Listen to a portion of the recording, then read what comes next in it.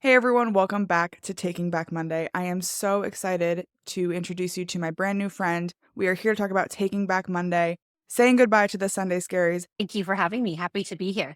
So, I always ask people, I want to have like a conversation around your relationship with work and the way that it feels. Because for me, when I get up in the morning on Monday morning, I am so excited for the week because I have built a career that I truly love and truly believe in.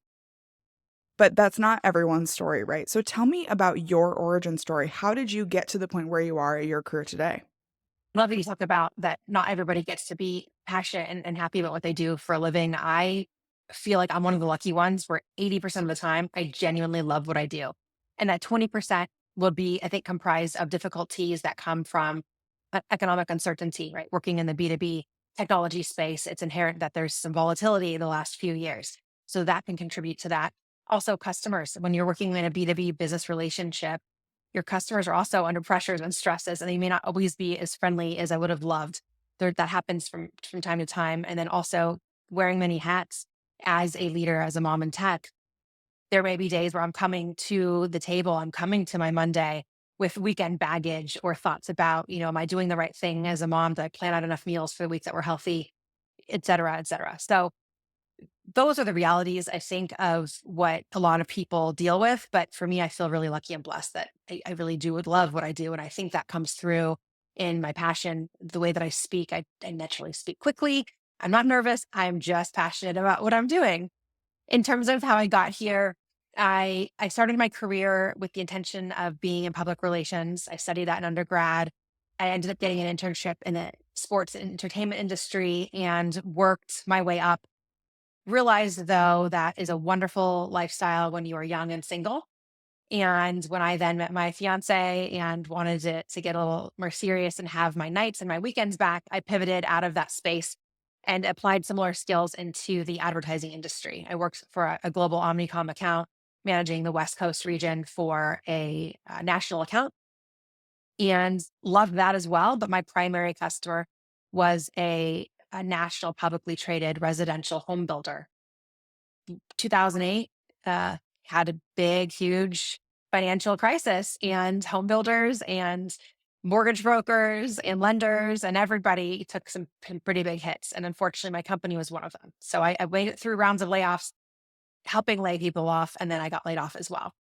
That felt like I was being dumped, felt like I was being kicked in the stomach. And it felt like all the things my parents and teachers and mentors told me growing up, you work hard, you're a good person, you can be anything you want to be.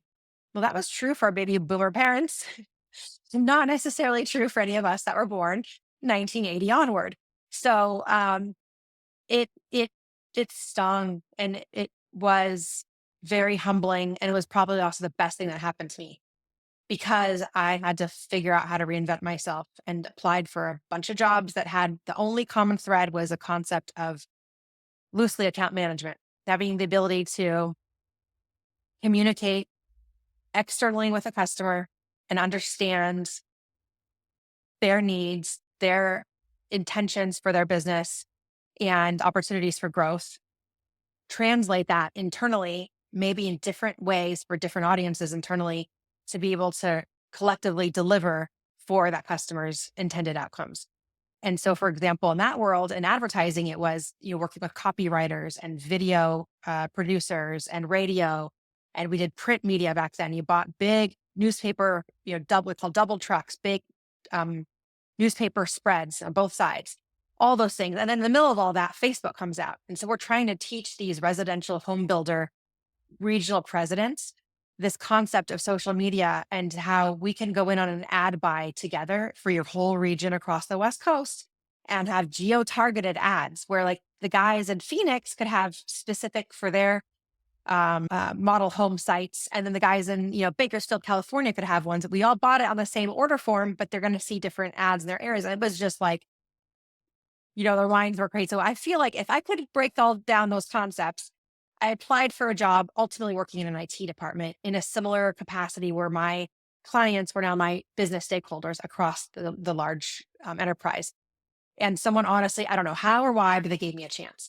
And so I was able to demonstrate that those skills of communicating complex information and being able to relay it in different ways in different contexts, understanding the different personas that were going to consume and act on that information was something that they just took a leap of faith on me. I did on them.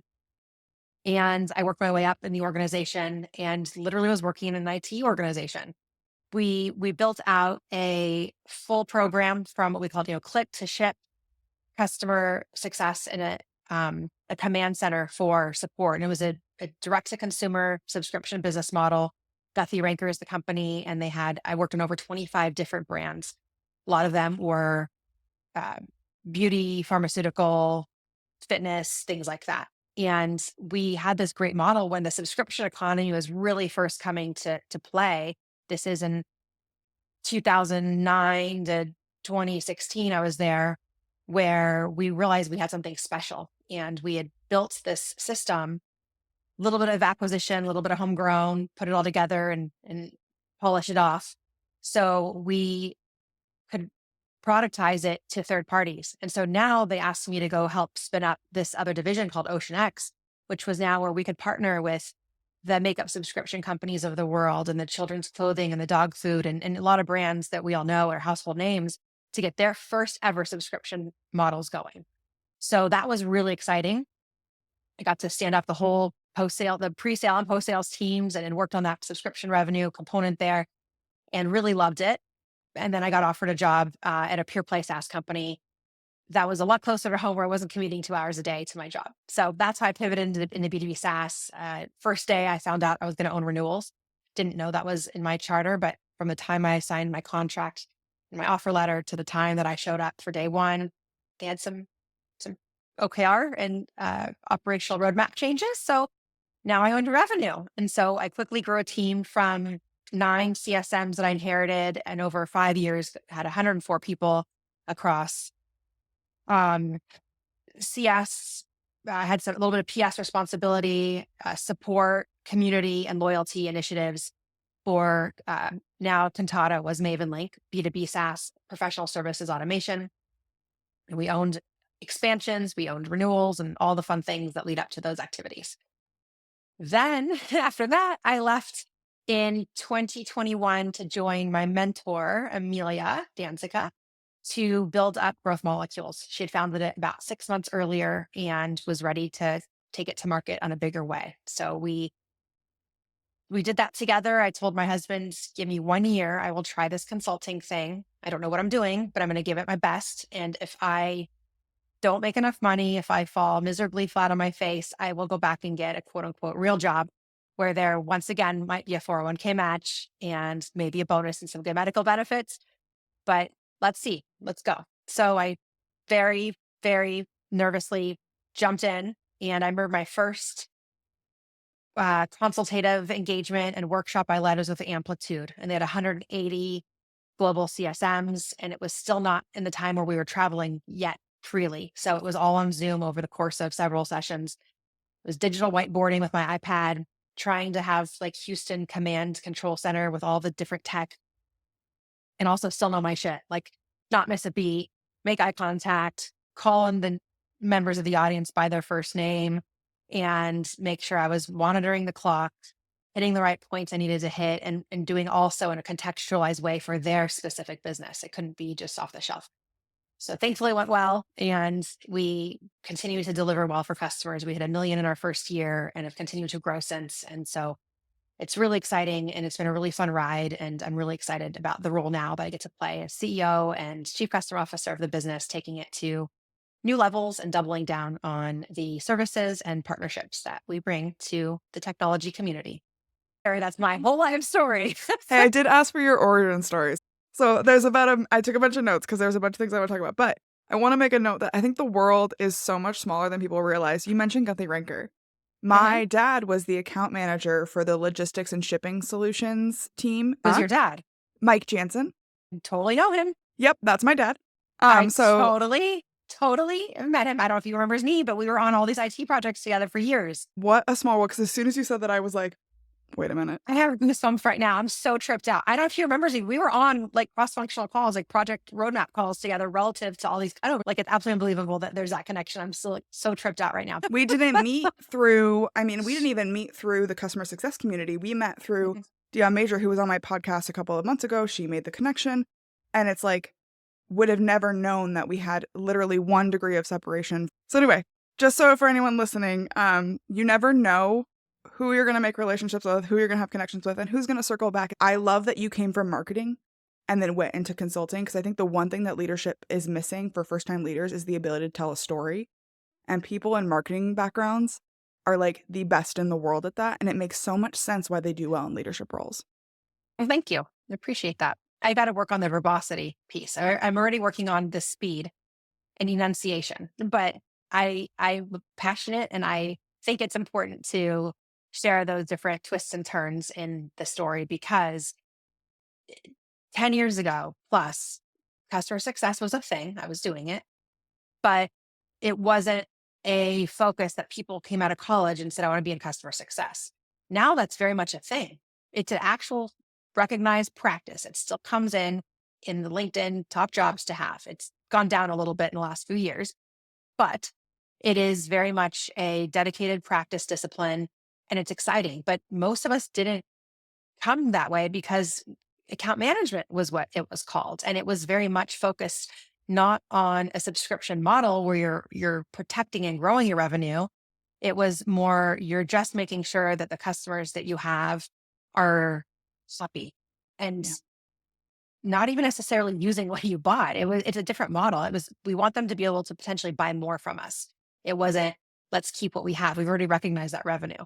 So that's a big change of course with the move to cloud computing and SaaS and then now of course with the whole AI overlay.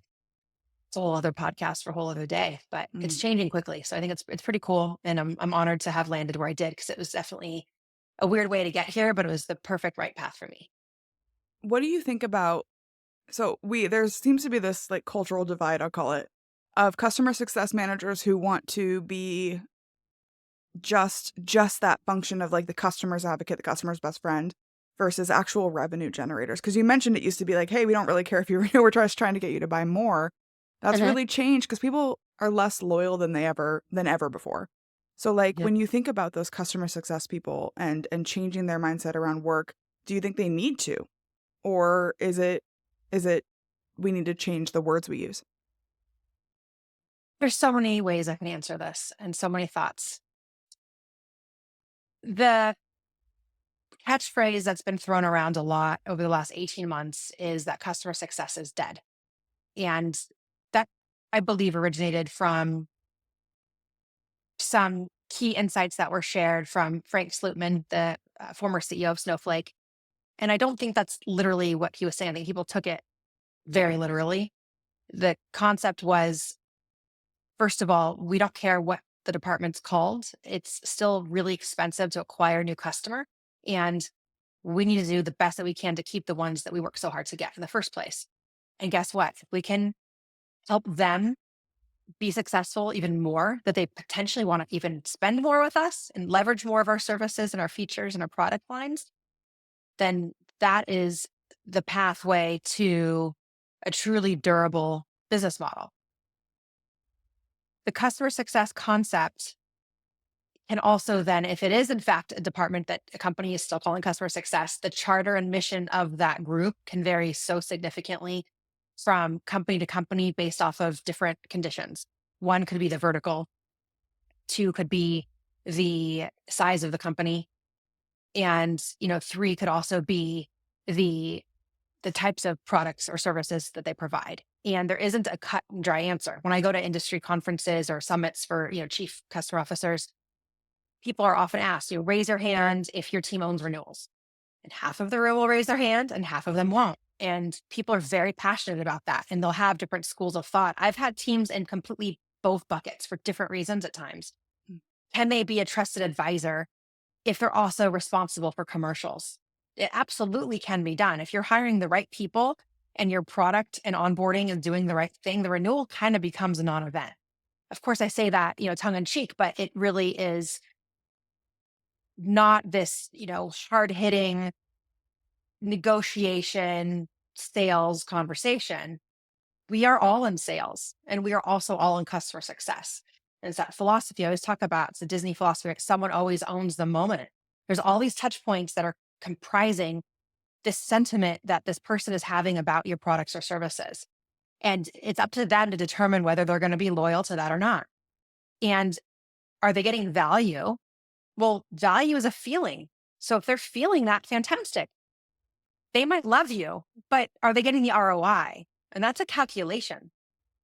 Do they have that ammo in their tool belt with that calculation that shows the cost savings or the reduction in time to do something that they can show their CFO or their boss for budgeting season that it should stay? Like they might love you completely. I've loved products, but I've had to cancel them because I couldn't afford it anymore. I had an amazing executive assistant a couple of years back. The economy was weird. I was still new with this consulting thing. I let her go. She's great. I still text her. I would love to hire her again. So I think the way to answer your question is there isn't a clear answer because it depends is the answer. And I think that's realistic. It's realistic to say there's different scenarios and contexts that will drive that answer. Do CSMs need to change the way that we think? Absolutely. There needs to stop being a fear of sales. It's not a dirty word. Even if you don't own the revenue numbers, you don't have a compensation model tied to an expansion or renewal, you still indirectly do. You're responsible for effectively keeping the customers. And even if there's a bug in the system, you're not necessarily going to be the one to go fix the bug. You're not a coder. If you are, fantastic, but that's not typically the charter or mission of a CSM.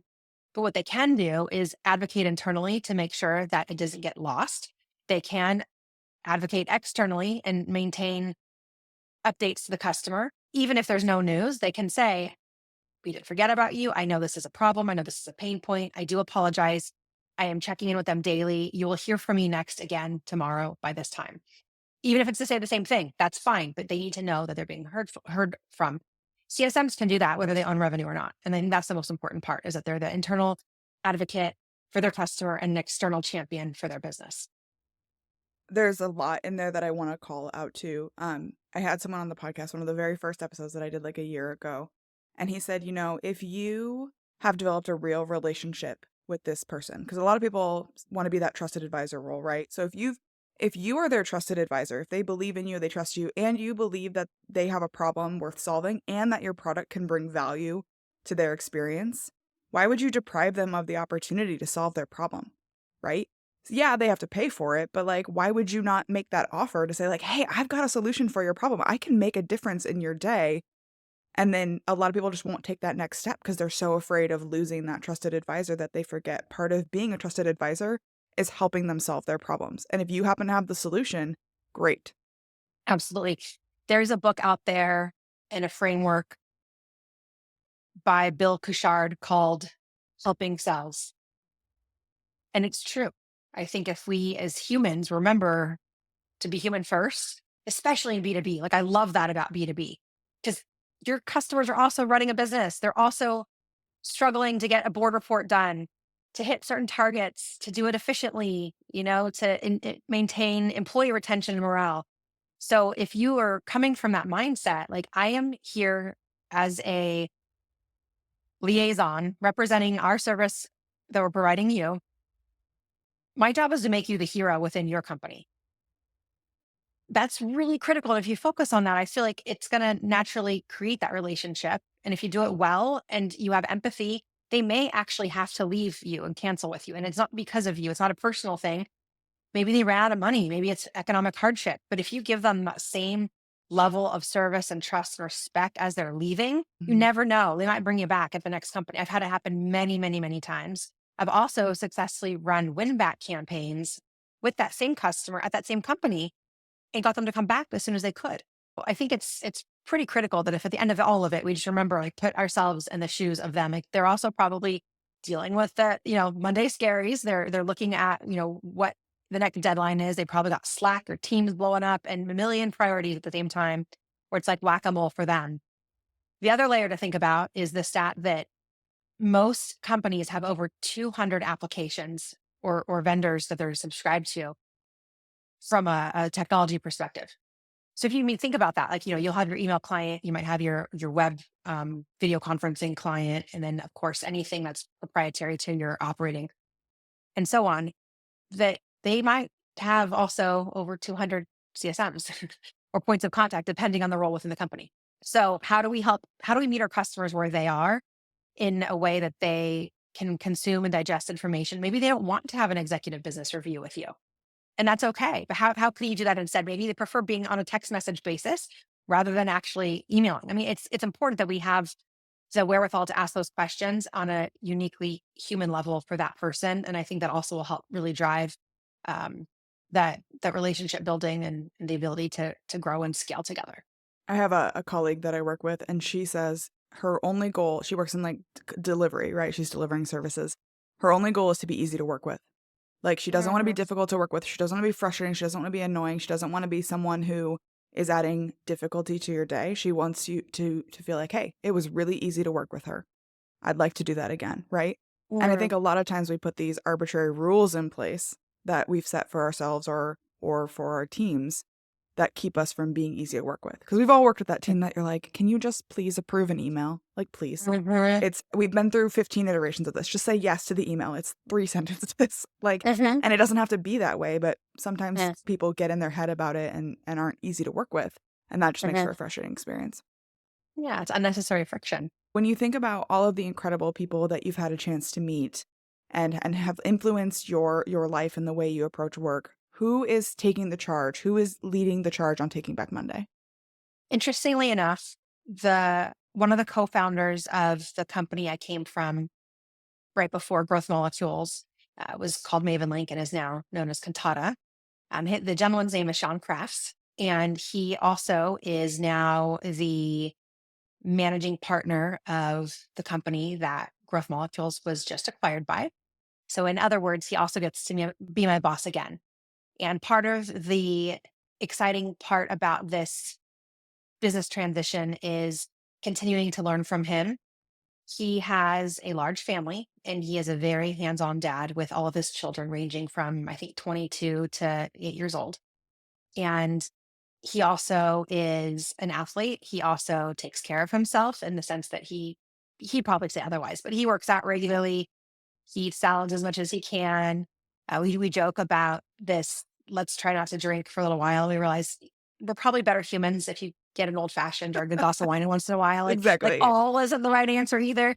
But in terms of his ability to be successful, to be honestly one of the humans that I would truly trust my life with, my children's life with, and obviously business with, is such a interesting thing because so many people would say the same thing about him. That's just who he is as a person. Yet he also is a force to be reckoned with. He has a backbone. He can negotiate like best of them. I always say he's crafty, play on his last name with his negotiations, and has a really great creative mind to solve problems in a way that's a win-win-win for everybody involved. And I think his ability to do that, to be that type of a leader, to be that type of a business builder, and to be that kind of a human, as a parent and as a colleague, as a friend, is really remarkable. And we've stayed in touch when I left the company all the way through to now getting to the point where we get to work together again. It's kind of a dream come true. And it inspires me to want to be like him when I quote unquote grow up. Awesome. That's incredible. I'm gonna have to follow him on LinkedIn and just learn more about what he's doing. So if someone is really connecting with you, if they want to get to know you better or follow your content or learn more about growth molecules, where can they find you online? The best way to reach me is on LinkedIn. It's Sabina Pons. I think I'm the only one out there. Would love to be in touch and support however I can. Awesome. Well, thank you so much for taking back Monday with me. This is great. Thanks for joining us on Taking Back Monday, where we say goodbye to the Sunday scaries and hello to meaningful and fulfilling work. If you enjoyed today's episode, let's connect on LinkedIn. I'd love to hear your thoughts. And if you found value here, share the podcast with your network. Don't forget to like, subscribe, and leave a review. It helps us inspire more leaders to join the movement. Until next time, let's take back Monday.